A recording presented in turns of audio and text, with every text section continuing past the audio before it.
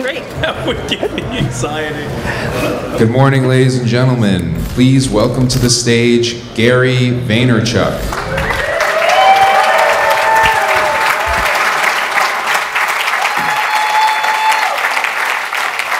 Thank you. Thank you.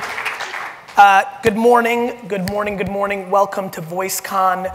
I'm extremely excited about this. When I think about what the team has done to get us here, I'm just very proud. And so obviously when VaynerMedia and VaynerX in general decided to start putting on events in 2018, we thought a lot about the IP or the places we wanted to play. And so before I go into this, I just want to give a huge shout out to Kim and Emma and the rest of the Vayner Experience team and everybody at Vayner. I'd love for you to clap it up for them.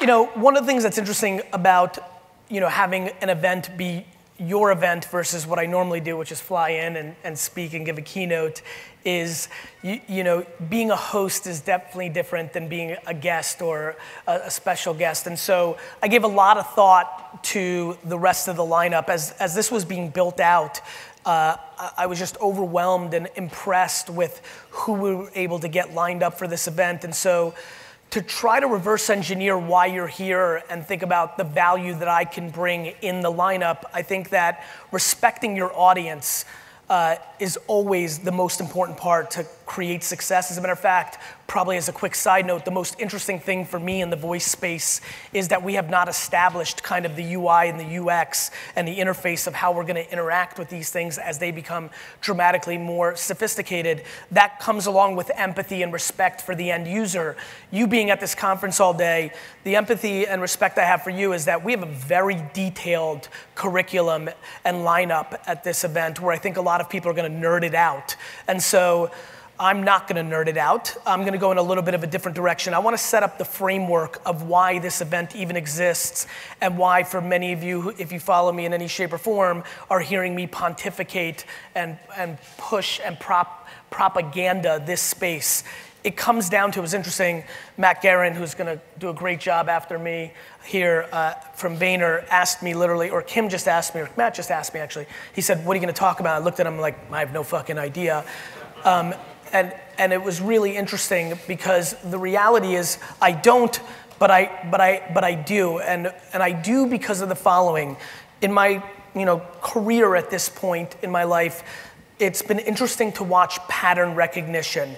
As I was sitting back there getting ready for this talk, the only feeling and kind of thought and vibe that I had was very similar to the vibe I had the first time I was sitting in front of 7 liquor store owners. My dad's liquor store was part of a co-op where there were other owners and they all kind of owned Shoppers Discount Liquors. They were independent, but they were buying an advertising co-op. And I remember going to a meeting in 1996 where I was gonna let them know that I was starting a website. And we're in this meeting and I'm like, yeah, we're gonna launch this thing and we're gonna call it winelibrary.com, which was already a little weird because we were Shoppers Discount Liquors. And I just remember the enormous scrutiny and almost disrespect through everybody's faces. Because basically what the energy of that room told me is that nobody's gonna buy wine from this internet thing. I genuinely believe that more than half that room had no idea what the internet was, right? And so when I sit here today, this is a pretty fancy, event, meaning not only are the speakers pretty educated and far along with technology and business, but so is the audience itself. And I've been thinking a lot, I'm like, it's really quite interesting that nobody in this room, including myself, actually fully understands how deep this is gonna go. And here's what I mean by that.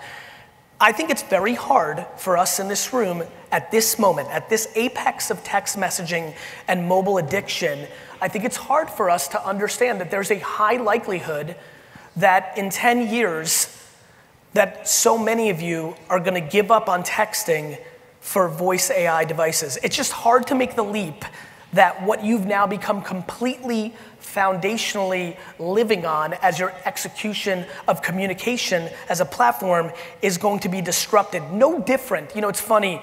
I love when young becomes old.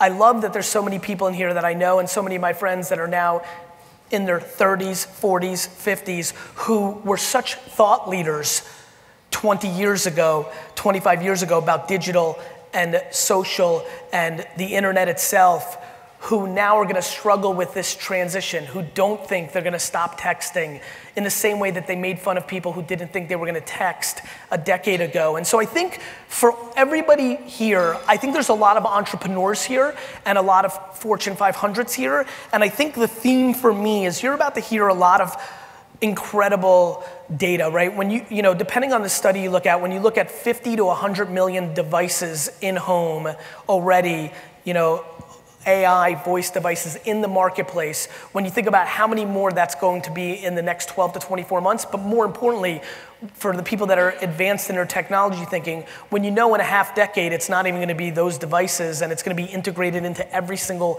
product in our lives, including when your shower head is voice activated and you remember something that you need to do and you just tell somebody you're gonna be 10 minutes late or what's my meeting tonight at 7. I don't think that we have quantified our unbelievable addiction for speed. Everything that happens, pretty much, I'm a simple guy. I talk a lot about day trading attention. A lot of it is just predicated on the fact that you guys hate friction. That we as a society give up everything. Privacy, we will give up privacy all day to win back 3 minutes. We just love speed. We subconsciously understand that time, you know, you hear that saying time is, right? We subconsciously deeply understand that. To me, it was really fascinating early on to see Uber succeed, watching Travis navigate that business and later as an early investor. What struck me so early on is like, these people can't afford it. I was looking at some of the data, I'm like, they can't afford it. Why are they taking these $28, right? They can't afford it. And what you just start realizing is convenience is king. I grew up in retail. Convenience is king is super duper real. There is nothing more convenient than voice infrastructure around us, period. This space is going to win, and it's going to win in a big game and in a big way. This space is also unbelievably fascinating because it is not visual. Let me explain to you why this matters. I'm gonna paint you a scenario. When you think about the search engine wars of the early 2000s, even when Google won and became a real dominant force and they started having an ad product and people started freaking out how powerful search engines were when somebody would type in Coca-Cola and Pepsi had the ability to have an ad. Even to this day, in the small screen of a mobile device, even when somebody buys your category or your brand as an ad, you're still showing up organically in the UI of the visual. And if I'm typing in Reebok, even though there may be a Nike ad, if my intent was Reebok, and even though I might be seduced for a second by that Nike ad, my intent going in was still that, and I have the ability to buy that. What's fascinating to me is we do not have that luxury in voice. What's fascinating to me about voice is the players that win this game, Amazon, Google, Apple, Facebook, I assume has to be doing something secretly in some fucking secret warehouse. And anybody else that we can't see, whether it's a China-based Tencent or somebody else or something else that is just two 18-year-old gals right now in Tennessee who have an idea and are able to put it together and get there. Whoever it's going to be, they're gonna have remarkable, and I mean remarkable leverage. To me, the internet is the foundation of our society, and then you've got 4 to 7 internet companies that are layers on top of that, and then for every one of us here, our job is to be the next layer above that. These toll booths, Google, Amazon, Apple, in voice, are set to make so much more money and have so much more power. It's also why for the people, how many people here run or think they have a brand? Raise your hands. So this is super important to me. In the internet age, we have had incredibly fascinating confusion between selling and branding. I listen to people every day talk about business and they don't realize that they're just salespeople, but they're talking like they're marketing or branding. What they care about is CAC and LTV and last touch attribution and really just hacking math-based marketing, which I'm a huge fan of. I just think it's half of the equation. I think the art and the creative is the other half, and I've spent the last decade being fascinated by, Wall Street and Madison Avenue just being completely based on subjective art and bullshit reporting, and then Silicon Valley being disproportionately addicted to math and not realizing that that eventually runs out and that becomes their vulnerability. To me, the thing that I'm probably most passionate about with voice is the fact that brand has never become more important. Every single person here is going to buy an obnoxious amount of products, goods, and services on a voice device in a decade. And I mean most of it. When that happens, you will start realizing why things like Kleenex and Xerox and Uber were the most important plays. If you do not start the process right now of branding Chips Ahoy over cookies, what's going to happen is we're just going to say, Alexa or Google, send me some chocolate chip cookies. And our battle is going to be, Alexa, send me some Chips Ahoy. Because I promise you, because Amazon is a fucking gangster. If you say Chips Ahoy, you've got to get those. But if you say cookies, you're getting Amazon's private label, and or Mondelez in that scenario is paying $1 quadrillion. I laugh when I meet with my CPG clients. They're concerned about the amount of money they have to pour into trade. And for the entrepreneurs in this room, that means good end caps at Walmart when you walk in and how much they extract, or when they're on deal, they have to subsidize the coupon price. That's going to be child's play compared to being the default product when somebody asks for a category product. When you ask for jeans, how much is Calvin Klein or Levi's going to have to pay to be that product versus the margin that Amazon makes in having their own private label versus Google going out and buying Levi's and owning it and making that the default. My friends, I think the Amazon purchase of Whole Foods was a watershed moment that finally got people to understand that this is just starting. That these companies have a lot of leverage. When Target sells to Amazon or Facebook or Google, people are going to start waking up to what's happening. And the thing that's fascinating to me is that voice, in a lot of ways, has that parallel impact. I do not think people understand how much voice is going to affect the entire restaurant industry. There is no Open Table or Resi or things like that, or Yelp. There's voice. And the smarts is something that I think a lot of people are going to struggle with. How many people here saw the Google presentation with the assistant making the resume? Just raise it high. What do you think that technology looks like in 7 years? Right? I mean, this shit is getting continuously smarter. The other thing that fascinates me is the things we think we don't want versus the things we do want. I think that most people, when the propaganda goes against voice devices listening to you, people are going to talk about that's scary, that's bullshit, I'm not going to have one, privacy. Yet I think 9 out of 10 of you are not actually going to care about that. And I think that watching the counter arguments of what's going on is super fascinating, because I think we grossly underestimate how we actually work and how psychology is actually wired. I think we are in the early stages, and so for me, being laughed at for website in '96 or being completely looked upon, as I sit here today, the other feeling I have is the feeling I had in November 2005 when I decided that I was going to start a YouTube show after the holidays for my wine show, and that YouTube literally did not have a video yet, that there was not a single video on YouTube that had 1 million views. It was a baby, and I watched my entire 100-person staff at Wine Library in February of 2006 think that I lost my complete mind. That I went from working hard and doing my thing and buying and meeting and tasting and doing this, and now all of a sudden I was locked up in my office filming this thing, trying to get people to watch this show on YouTube. And so that, and then obviously investing very deeply, and probably the biggest parallel for me about this conference and the biggest feeling I had backstage, which is the conference that completely changed my life, was FOA in 2007. There was a conference in February 2007 in London. It was called FOA. Ryan Carson put it on. It was called The Future of Web Apps. And I remember, I went to it, and I remember just sitting there and listening to the presentations And I remember thinking that my life was gonna be different from here on out, that I fully understood that this internet thing that helped grow my family business and sell stuff was just starting. You know, obviously when you're impacted, and I would say the biggest fear I have here, how many people here feel that they've been positively, professionally impacted by the internet or social media? Raise your hands.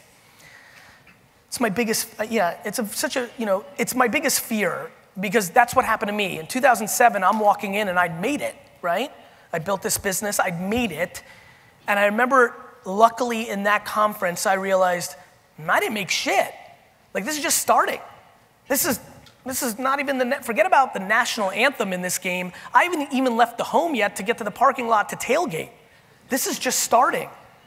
And it really switched for me and made a totally different commitment to this device, and more importantly to Twitter and Facebook, which obviously changed the path of my career.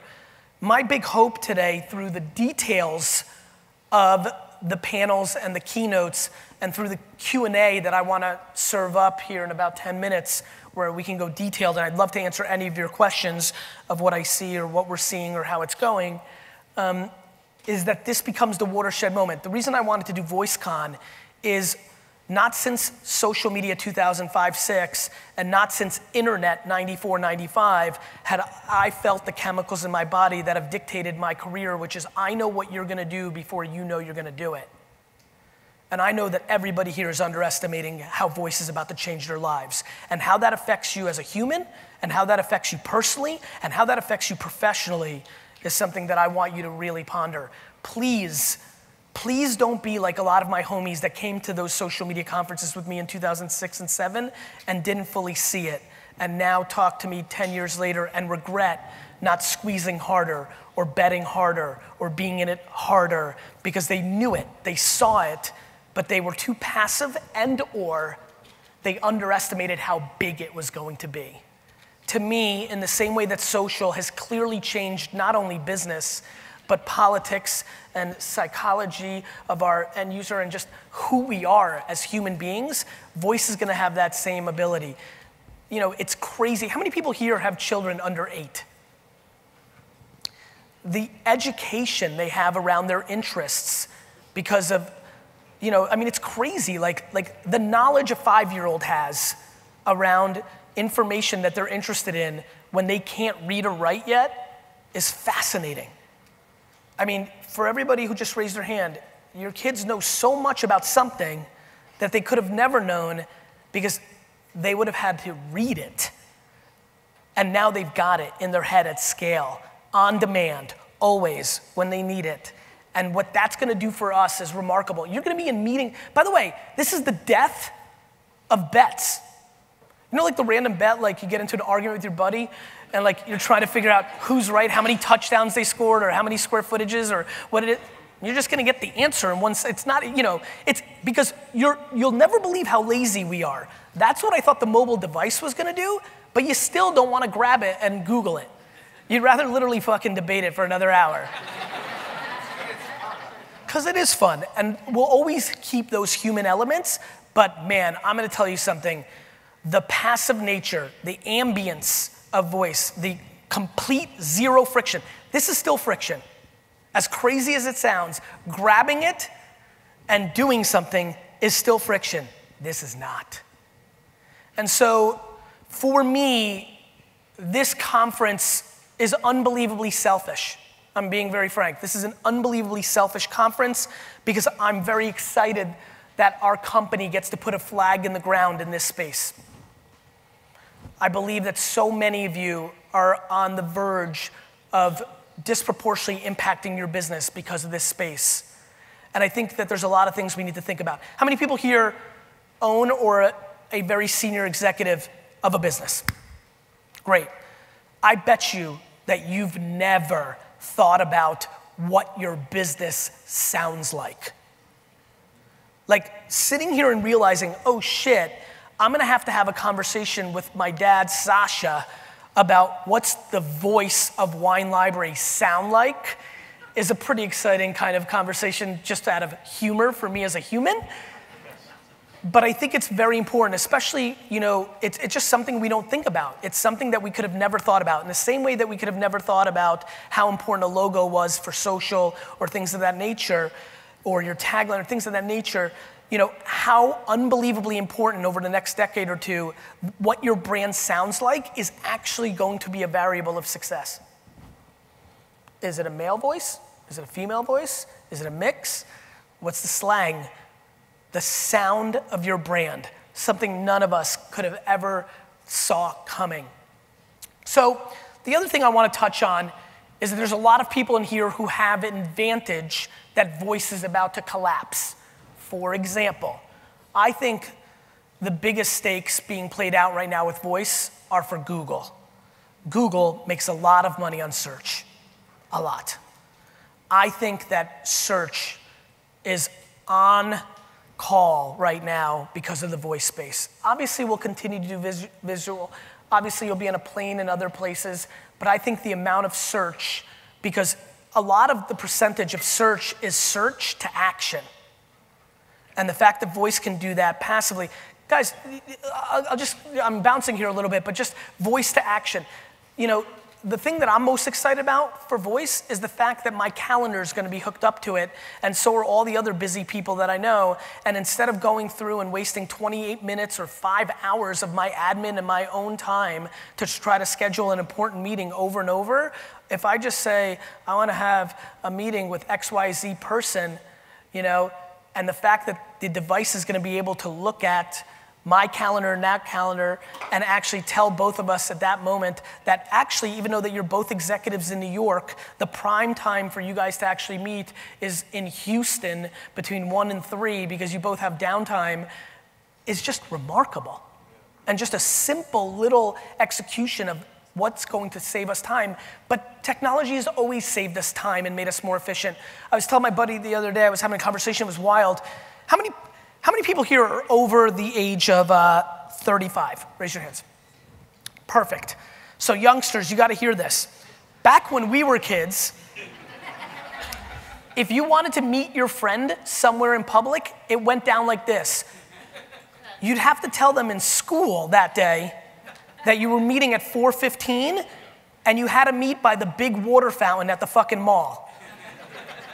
But here's where it gets gnarly.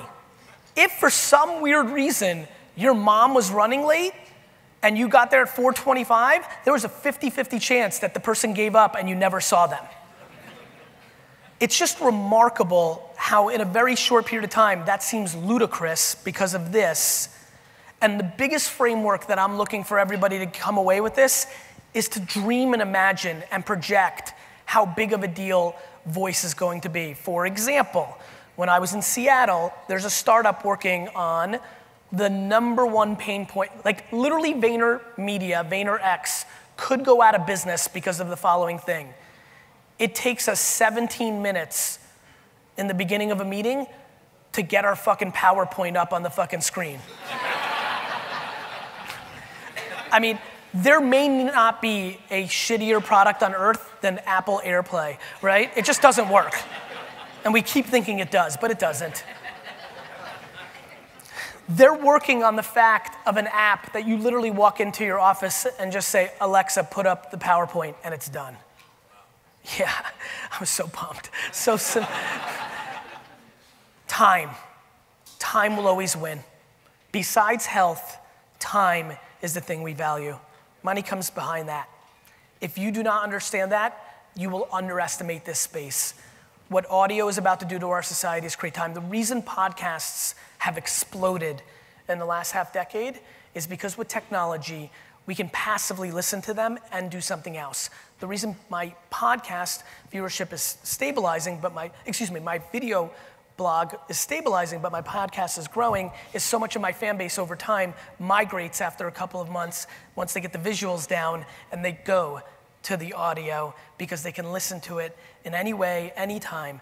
Next year, every single BMW, Lexus, all integrating into your car, these devices. It's so funny. The great fear of my life as a parent was like, shit, texting and driving is scary, right? Like we demonize drinking and driving. Texting and driving is just like, unfortunately, has killed an enormous amount of people.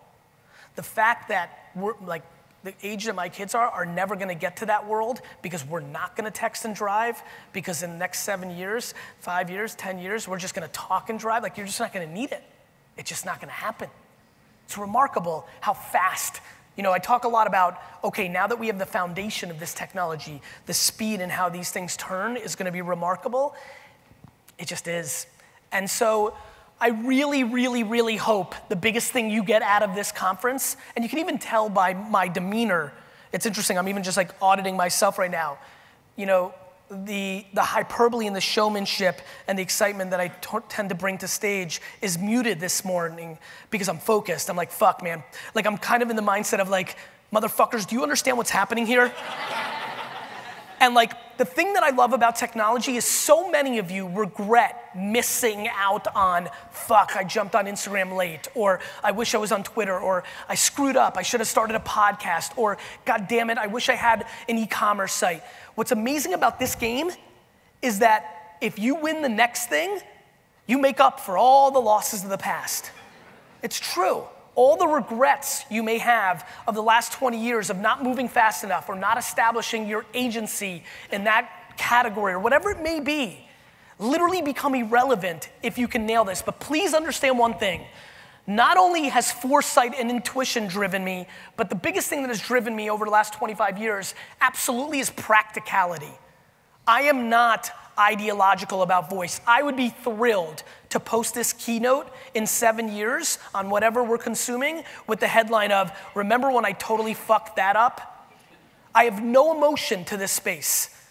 What that means is there's a lot of people here that are gonna wanna build their first skill on Google and Amazon after the end of the day, and I want you to be very thoughtful about where your business is right now. If you're a Fortune 500 company, that makes sense to me because you can afford it and you need to bring that DNA into your company yesterday so that the executives don't go out and waste money on just random shit over the next 2 years, and so the education in the building is established. But if you're a startup or a one-woman show in here, if that's taking time and money out of other things, please recognize the size of the audience is still very early. Yes, there's a lot of devices in the marketplace, but most people are just listening to music, right? So the thing that I please implore you is, I jumped in heavy in social in 2005, 2006, but it wasn't driving the retail sales for Wine Library. I wasn't putting out a tweet and selling 100 cases on winelibrary.com. There were other things still doing that. I knew by 2010, 11, 12, that this would have an impact on my business. And so I was fully committed because I was running the marathon of a culture change, not trying to get the gold rush of the first mover. I am very fearful that people leave this day today and go home and get really unpractical and think this is some sort of like gold rush or drilling oil and it's gonna be eureka. I do not expect a single person here to have a skill that they make that changes everything within this first year, because I just don't see the consumer behavior mapping to that just yet. But I will say this, it just takes one killer app. It just takes one killer app. There's somebody right now fishing up an idea to build on top of one of these devices. And guys, don't get it twisted. These devices and the technology is this. When this came out, people grossly underestimated, even when they were hyped about apps, I don't think they fully understood that the apps that were built on this were gonna be worth the money and impact the world the way they did. Waze, Spotify. Guys, WhatsApp is an app. It's called WhatsApp. You know? It sold for $19 billion, right? It's foundational to what Facebook does. Snapchat, these are publicly traded companies. Uber, they're apps. Please understand that the devices are gonna have apps on top of them. That's going to be the game changer.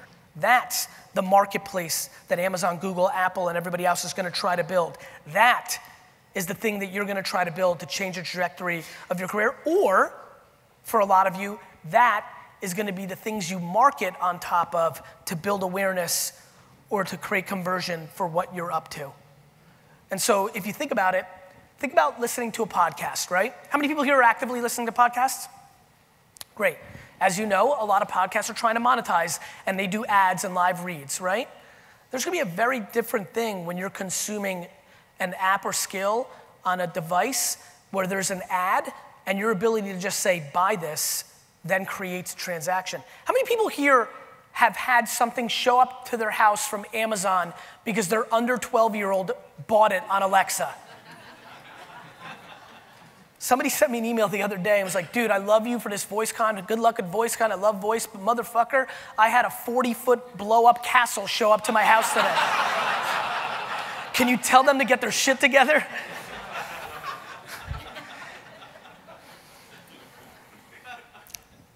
It's very likely that this is the technology that's gonna have the biggest impact on your life. So I applaud you for being here. I really do. Because what you're doing is what I did in 2007 when I flew to London. You see it, you intuitively understand it.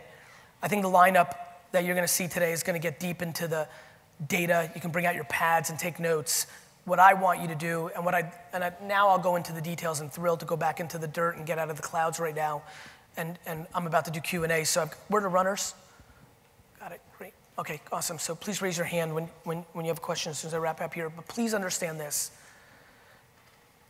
Underestimating this movement comes in two forms. One, you're gonna have regret. You're just gonna wake up in 20 years and be like, fuck, I went to VoiceCon and I still didn't do shit about it. Or it's gonna come in the form of massive disruption to the things that are working for you now. If your business is built on top of search or what search is doing for you, you're about to get very vulnerable over the next decade. And so I highly recommend you take this shift very serious and start learning and start tasting. And to give you an insight to what clearly worked in 2005 to 2008 for many people, this is about tasting it. This is about, if you believe in this, you need to have a device in every room in your home. If you believe in this, you need to hire a developer or rent a developer or even figure out how to develop yourself and create a very basic skill or app calling on top of these devices. Download other people's skills. Get used to it so you can taste it. You'll be brushing your teeth, listening to your device and realize, wait a minute, what that person just did for jumping rope, I can do for my SaaS internet company. You have to taste in these early days because it's no different than when you discover a new land, right? Like when people settle new worlds, like they get off the fucking boat back in the day and they see a bush with some fruit on it that they've never seen before and the head person goes, you go eat it. And it's either a fucking raspberry and it's delicious for the rest of the time or the fucker dies. But you gotta taste it. And so either you're gonna fucking build a raspberry or you're gonna fucking die, but it's better than not trying at all. So thank you for being here. I hope you have a wonderful day, and I'm fired up.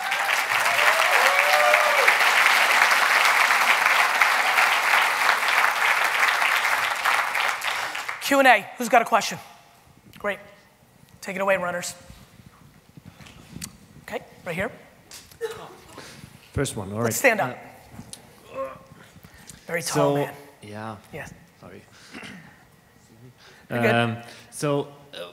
Obviously, you're talking about a lot of the consumer market, right? Yes. Because it's easy to just say, buy me this and that and that. What do you see in other businesses? Like Let's B2B? say, yeah, B2B, services, whatever there is. Yeah. Well, let's talk about VaynerMedia's ambition. We sent a dot to all of our clients last year where we recorded 180 employees' voices, molded them together, and created VaynerMedia's voice.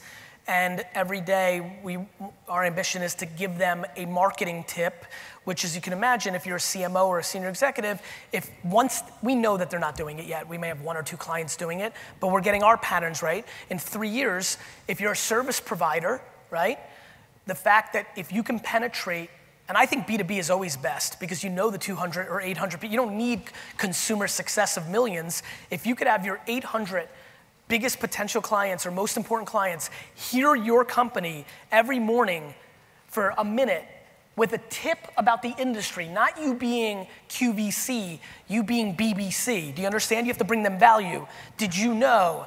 Or like, have you seen this trend? Not in your self-interest, not like VaynerMedia only pushing, you know, social media and the person feels it's propaganda. No, it's bringing them value. Do you understand what's happening at retail? Or have you seen this trend? Or this stock price is up and this is how it's affecting your business. Or this competitor's private equity firm just sold. Or giving them value. Guys, it's always value. It's always been about value. The far majority of you like me because I'm giving you value with nothing in expectation of return. It's not super complicated. The one who brings more value has the leverage. So I think B2B is incredibly interesting. So an example for me, I just thought about that example. We have an IT service company. So for example, if in the morning, I knew that there is some stupid Windows update, you know, fucking servers up, and I tell them like, be careful about this, and yeah. Always. Value comes in, and it's also surprise and delight, right?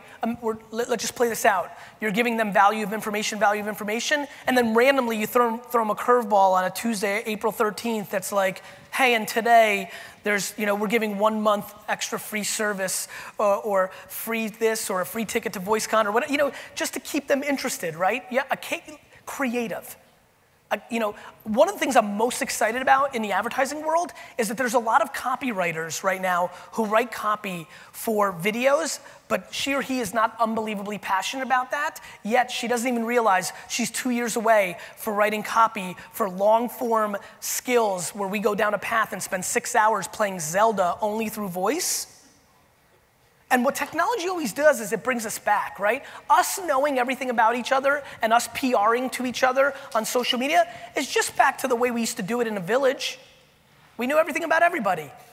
You know, we grew up, let me rephrase. We, in the 20s, 30s, and 40s in this country and all over the world, heavily interacted with voice.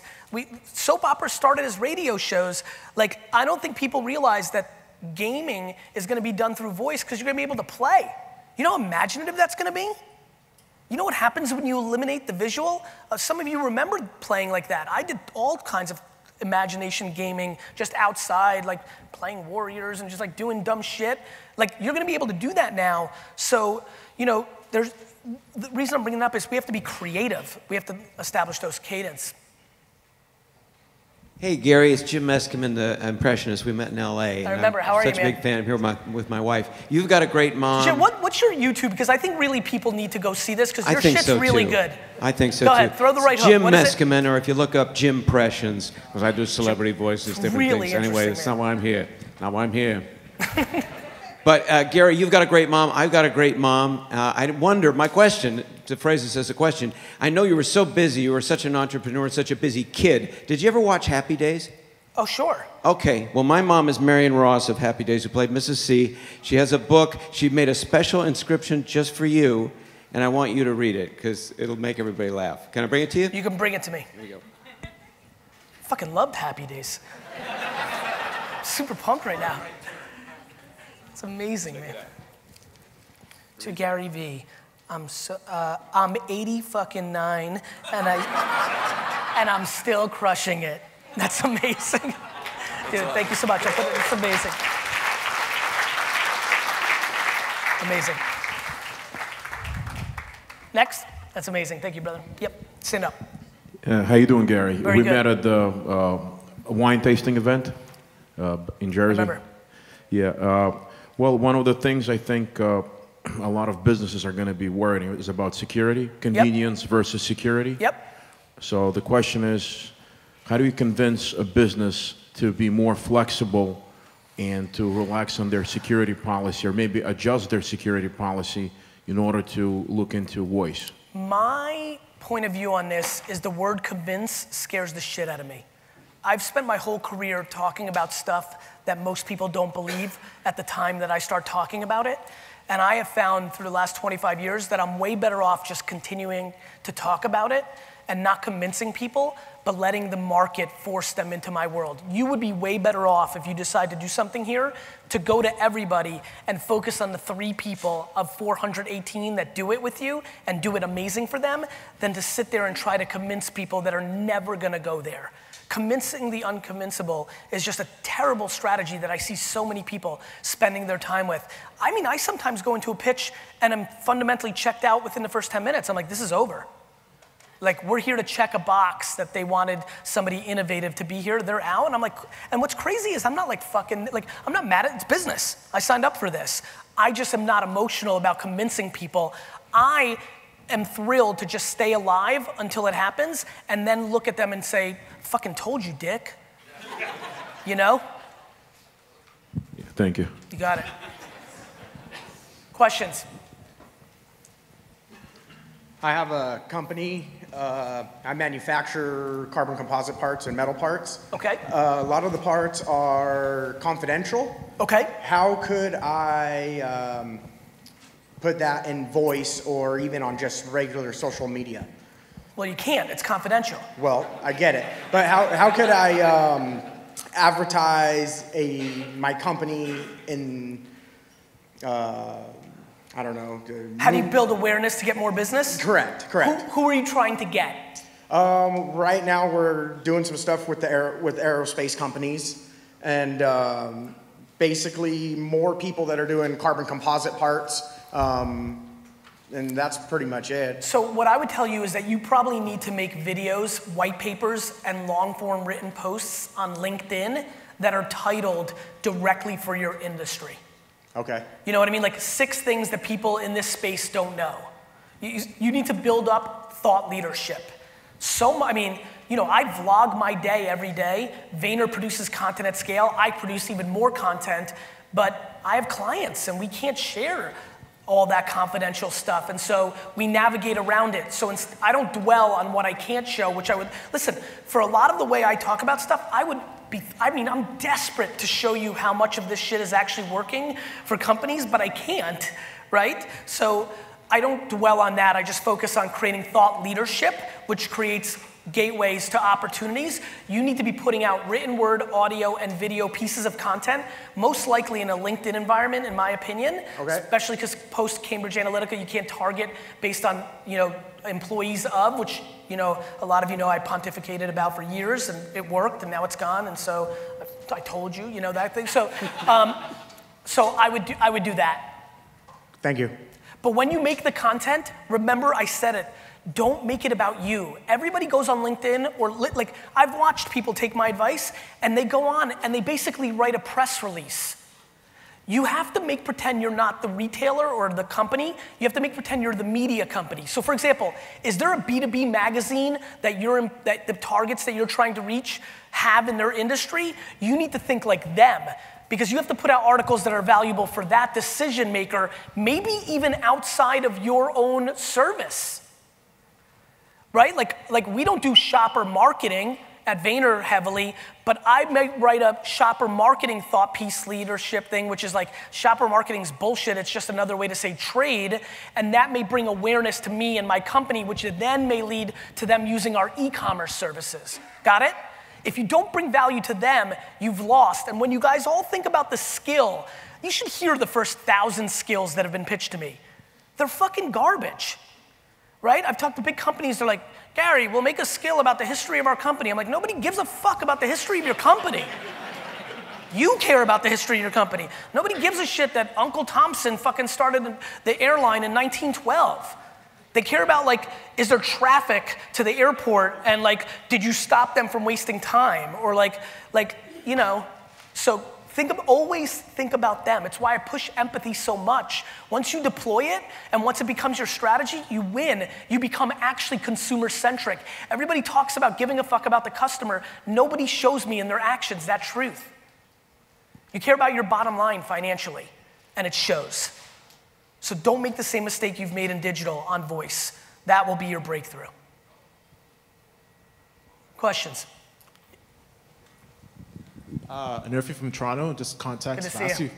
Angel VC stuff. I remember. So I guess, what do you think that angels and VCs don't necessarily understand about the voice space, or what's to come? You know, it's funny. I think if you have a consumer-centric VC who got to live through app culture, she and he are going to be very smart, because the pattern's very obvious. So I don't know what they don't or do know.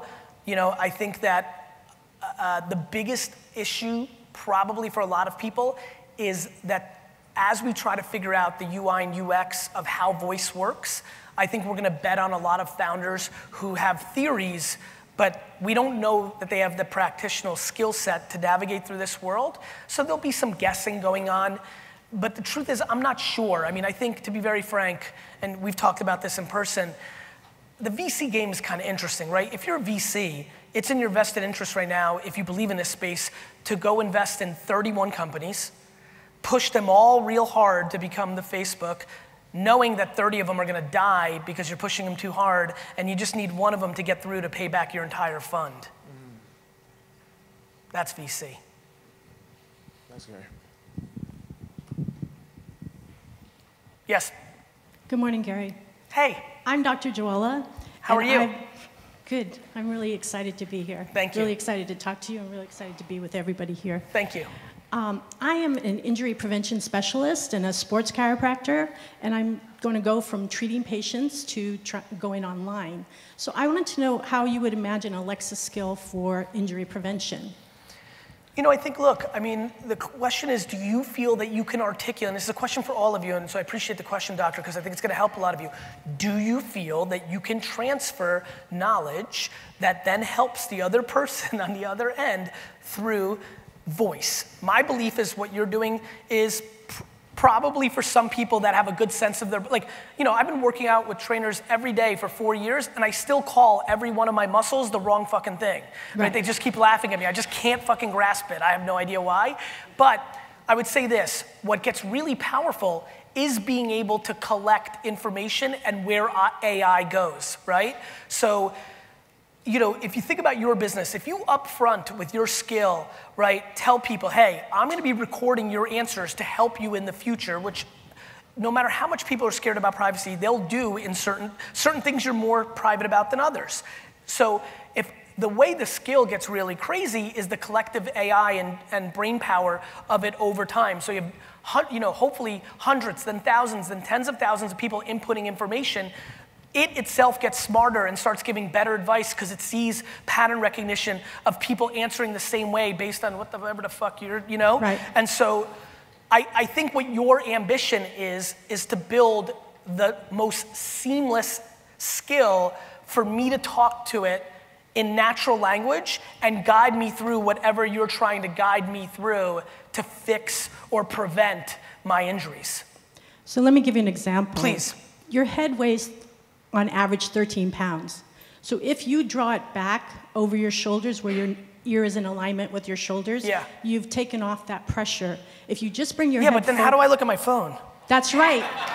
That's right. I did the angle on you. Yes. You're at 45 degrees. That's 50 pounds of pressure on your neck and shoulders, on those muscles and joints. If you would just bring that head back over your ear and shoulder, you would take that pressure off and you wouldn't age those joints as fast, and that takes you moments. And if you change, you will change for so many people in the world. That's the kind of information I want to give people. So on that note, for me, first of all, that's very exciting news, doctor. I'm so excited, and I'm excited for you. I know myself super well, so I think I'm gonna hire somebody to follow me around 24 hours a day. And just make sure that my head-shoulder ratio is perfect. There's a really easy trick, because what happens, what you do is you bring your phone down here. If you would just bring your arms into your body and draw your phone up, it brings your head up. Doc, I wish Jordan was here right now. He's really been pushing me. He really, to his credit. I'm happy to talk to him. I'm happy to hook you guys up. JoellaCastillo@mac.com. I love it. I appreciate it. So listen. Here's what I would say. You've got a really great thing, and we didn't touch on this, and again, I'm trying to leave the details for the rest of the speakers. Briefings. A skill is AI, you navigate, you can talk back and forth. A briefing is a piece of information. Everybody here can start their briefing very quickly. If you have 365 thoughts, you've got a briefing that can be there every day. What you just did was more of a tip, did you know, your ability to create a briefing, which would cost you nothing, in comparison to a skill where you need a developer, a briefing, recording it, uploading it. You having a tip of the day for prevention, that is absolutely something that you can get started on right away. And little tidbits like that. Do you have 365 tidbits? Yes. Great. Then you should start a briefing tomorrow. Okay. Awesome. Thank you, Doc. Thank you. Next. And everybody needs to raise their head up. Oh, God, she's so right. 50 fucking pounds. And I don't think my head's 13. I think my head's like 12. So I'm 46. Go ahead. Hey, Gary. First, thanks for being our CMO for free. Appreciate that. It's My pleasure. Nice to give back a little bit here. Thanks. My son, when he was in 4th grade, he had his self-confidence wrecked by a teacher who nicknamed him Tweedledum. Right. I want to fucking punch that teacher in the fucking face. My wife got close. Can you give me the teacher's name? What's that?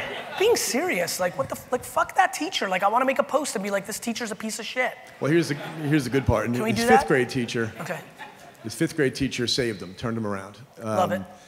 But in the same year that his 5th grade teacher, who became a good friend of mine, he lost his son that same year. The 5th grade teacher. Yeah. So he was digging deep in the same year. I don't know how he did it. So now, this is a few years later,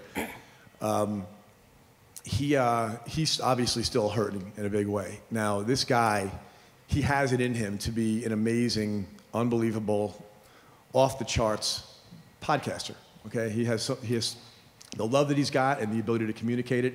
I saw him do it with my son. I've seen him do it with other kids.